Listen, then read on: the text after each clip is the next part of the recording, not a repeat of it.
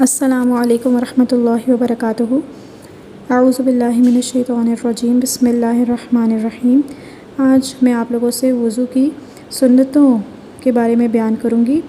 وضو کی کل 13 سنتیں ہیں، ہم انہیں ایک ایک کر کے کریں گے اور پھر ان سے ریلیٹڈ جو بھی مسائل ہیں وہ ہم ڈسکس کریں گے۔ تو وضو کی جو پہلی سنت ہے وہ ہے نیت کرنا۔ ہم اپنے دل میں نیت کر سکتے ہیں یا ہم زبان سے بھی کہہ سکتے ہیں۔ دوسری سنت ہے بسم اللہ کہنا۔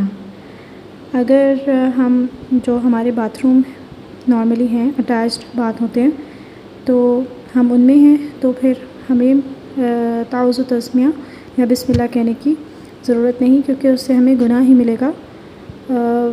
اس سے بہتر ہے کہ ہم واش روم میں انٹر ہونے سے پہلے تعوذ و تسمیہ پڑھ لیں۔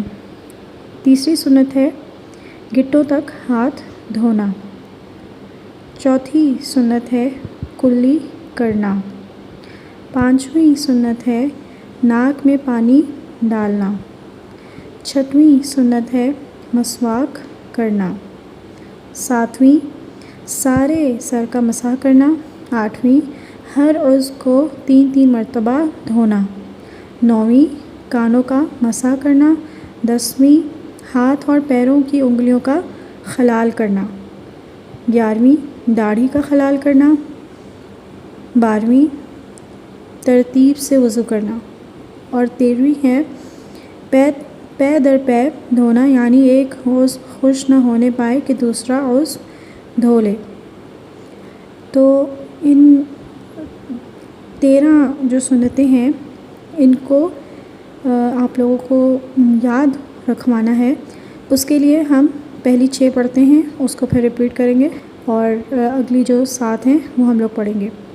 تو پہلی ہے نیت کرنا، دوسری ہے بسم اللہ کہنا، تیسری ہے گٹوں تک ہاتھ دھونا، چوتھی کلی کرنا، پانچویں ناک میں پانی ڈالنا، چھٹویں مسواک کرنا۔ مسواک بھی جو ہے وہ آپشنل ہوتا ہے۔ پہلی ہے نیت کرنا، دوسری ہے بسم اللہ کہنا، تیسری ہے گٹوں تک ہاتھ دھونا، چوتھی ہے کلی کرنا، پانچویں ہے ناک میں پانی ڈالنا، چھٹویں ہے مسواک کرنا۔ اب 7ویں ہم کرنے لگے ہیں سارے سر کا مسح کرنا۔ 8ویں ہر عضو کو 3 مرتبہ دھونا۔ 9ویں کانوں کا مسح کرنا۔ 10ویں ہاتھ اور پیروں کی انگلیوں کا خلال کرنا۔ 7ویں ہے سارے سر کا مسح کرنا۔ 8ویں ہے ہر عضو کو 3 مرتبہ دھونا۔ 9ویں ہے کانوں کا مسح کرنا۔ 10ویں ہے ہاتھ اور پیروں کی انگلیوں کا خلال کرنا۔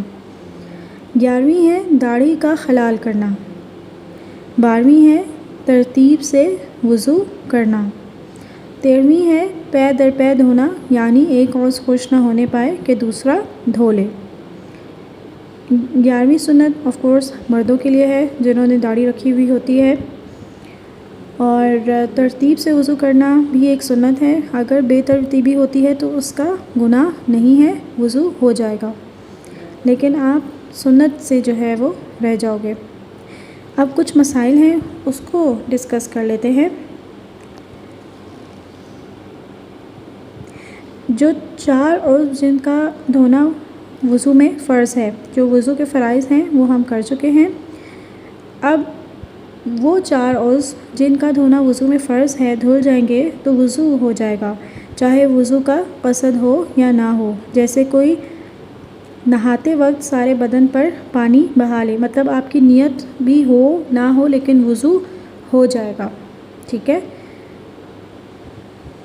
اور وضو نہ کرے یا حوض میں پانی پڑے یا بارش میں کھڑا ہو جائے اور وضو کے یہ 4 اعضاء دھل جائیں تو وضو تو ہو جائے گا لیکن وضو کا ثواب نہیں ملے گا۔ ثواب اس وقت ملے گا جب وضو کی نیت ہوگی۔ اس کے بعد کلی سے ریلیٹڈ ہے کہ کلی کی حد یہ ہے کہ پورے منہ کے اندر پانی پہنچ جائے، اور ناک میں پانی ڈالنے کی حد یہ ہے کہ ناک کے اندر جو نرم والا حصہ ہے ہڈی کا وہاں تک پانی پہنچ جائے۔ کلی کرنے اور ناک میں پانی ڈالنے میں مبالغہ کرنا سنت ہے۔ کلی میں مبالغہ یہ ہے کہ منہ میں پانی لے کر غرغرہ کرے اور حلق تک پہنچائے، اور ناک میں پانی ڈالنے میں مبالغہ یہ ہے کہ ناک کی ہڈی تک چڑھائے، لیکن اگر روزے دار ہو تو ان دونوں میں مبالغہ نہ کرے۔ اس کے بعد داڑھی کا خلال کس طرح ہوگا وہ بتایا گیا ہے۔ داڑھی میں خلال کا مسنون طریقہ یہ ہے کہ دائیں ہاتھ سے چلو میں پانی لے کر ٹھوڑی کے نیچے کے بالوں کی جڑوں میں اس طرح ڈالے کہ اس وقت ہاتھ کی ہتھیلی گردن کی جانب ہو اور ہاتھ کی پشت باہر یعنی نیچے کی جانب ہو۔ ہاتھ کی جو ہتھیلی ہوگی وہ گردن کی جانب ہوگی اور ہاتھ کی جو پشت ہے وہ نیچے کی جانب ہوگی تاکہ چلو کا پانی بالوں میں داخل ہو سکے۔ پھر داڑھی میں اسی ہاتھ کی انگلیاں نیچے کی جانب سے ڈال کر اوپر کو خلال کرے، جس کی 2 صورتیں ہیں۔ اب 2 طریقے سے وہ کر سکتے ہیں۔ پہلی کیا ہے؟ ہتھیلی کی پشت گردن کی طرف رہے اور ہتھیلی باہر کی جانب یعنی چھاتی کی طرف رہے، اور دوسری کیا ہے؟ ہتھیلی گردن کی طرف ہو اور ہاتھ کی پشت باہر کی طرف ہو۔ اس کے بعد سر کا مسح 2 طریقوں سے حدیث میں وارد ہے۔ پہلا طریقہ کیا ہے؟ دونوں ہاتھوں کو نئے پانی سے تر کر کے دونوں ہتھیلیاں اور انگلیاں اپنے سر کے اگلے حصے پر رکھ کر پچھلے حصے کی طرف اس طرح لے جائے کہ سارے سر پر ہاتھ پھر جائے، پھر 2 انگلیوں سے دونوں کانوں کا مسح کرے۔ اور دوسرا طریقہ یہ ہے کہ دونوں ہاتھوں کو نئے پانی سے تر کر کے دونوں ہاتھوں کی 3 انگلیوں یعنی جو چھنگلیاں ہوتی ہیں اس کے ساتھ والی انگلی اور بیچ کی انگلی ملا کر سر کے آگے کے حصے پر رکھے اور سر کے درمیانی حصے میں آگے کی طرف سے پیچھے یعنی گدی کی طرف کھینچے۔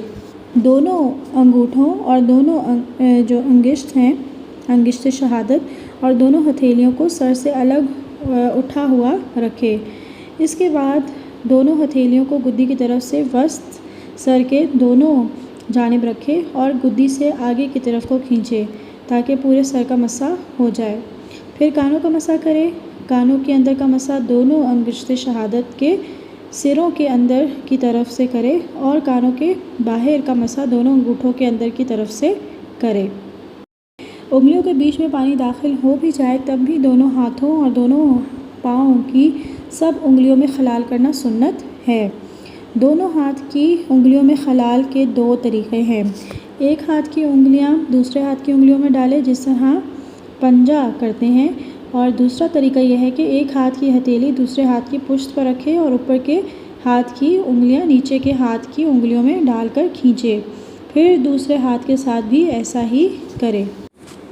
پاؤں کی انگلیوں کا خلال اس طرح کرے کہ بائیں ہاتھ کی چھنگلیاں کے ذریعے پاؤں کی انگلیوں میں نیچے سے اوپر کو خلال کرے اور دائیں پاؤں کی چھنگلی سے شروع کر کے بائیں پاؤں کی چھنگلی پر ختم کرے۔ اگر کوئی الٹا وضو کر لے تو کیا حکم ہے؟